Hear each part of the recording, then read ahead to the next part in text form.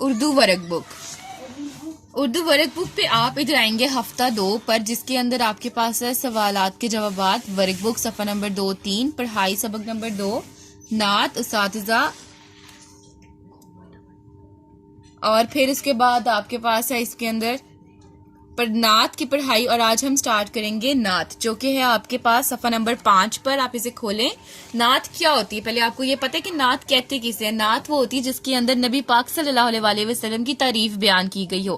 آج ہم کیا کریں گے؟ آج ہم املا کے الفاظ کریں گے اور اس کے بعد نعت کے بارے میں بہت کچھ سیکھیں گے. ناؤ سب سے پہلے ہم کیا کریں گے؟ املا کے الفاظ لکھیں. آپ ان لفظوں کو یاد کریں گے اور پھر اپنی کتاب پر انہیں زبانی لکھیں گے. سوال نمبر 2 آگے ہمارے پاس آ جاتا ہے مندرجہ ذیل. مندرجہ ذیل الفاظ کے درست معنی پر دائرہ لگائیں. اب آپ نے کیا کرنا ہے؟ سب سے پہلے آپ نے الفاظ معنی کو یاد کرنا ہے اور اس کے بعد آپ نے درست الفاظ کے گرد دائرہ لگانا ہے. پھر ہے مندرجہ ذیل الفاظ کو جملوں میں استعمال کریں.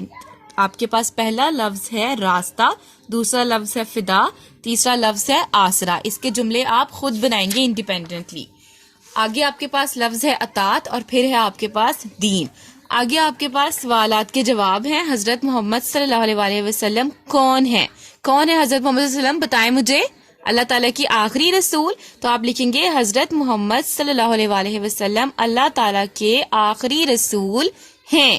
دوسرا سوال ہے ہم کس پہ فدا ہیں؟ بتائیں کس پہ فدا ہیں ہم آپ صلی اللہ علیہ وسلم پر فدا ہیں. Very good. اگلا سوال نمبر جیم ہمارے پاس کیا ہے؟ آپ صلی اللہ علیہ وسلم کی اطاعت کس کی اطاعت ہے؟ کس کی اطاعت ہے؟ ہمیں پتا ہے نا کس کی اطاعت ہے. تو کیا لکھیں گے ہم؟ آپ صلی اللہ علیہ وسلم کی اطاعت اللہ کی اطاعت ہے. اطاعت کسے کہتے ہیں؟ پیروی کو. ایمان کی دولت ہمیں کہاں سے ملی ہے؟ کہاں سے ملی ہے ہمیں ایمان کی دولت؟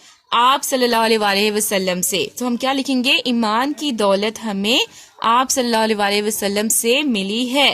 بے کسوں، بے نواؤں، غریبوں اور یتیموں کا خیال کس نے رکھا؟ کس نے رکھا؟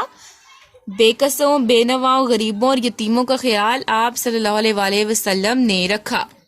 آگے ہمارے پاس ہے 2 سے 3 طلبہ مل کر ایک گروپ بنائیں. لیکن گھر پر تو آپ یہ کام نہیں کر سکتے نا، تو آپ یہ کام اپنے بہن بھائیوں کے ساتھ کریں گے یا اپنے پیرنٹس کے ساتھ کریں گے. اور حضرت محمد صلی اللہ علیہ وسلم کے ناموں میں سے کوئی سے 4 نام معنی لکھیے. یا آپ لائبریری کی کتابوں سے مدد لیں. اب آپ کے پاس لائبریری کی کتابیں تو گھر پہ نہیں ہیں، وہ تو اسکول میں ہے، تو آپ اپنے پیرنٹس کی ہیلپ لیں گے اور اس کو فل کریں گے. ٹھیک ہے؟ اور اس کے بعد آپ ان کے نام لکھیں گے اور پھر ان کے معنی لکھیں گے.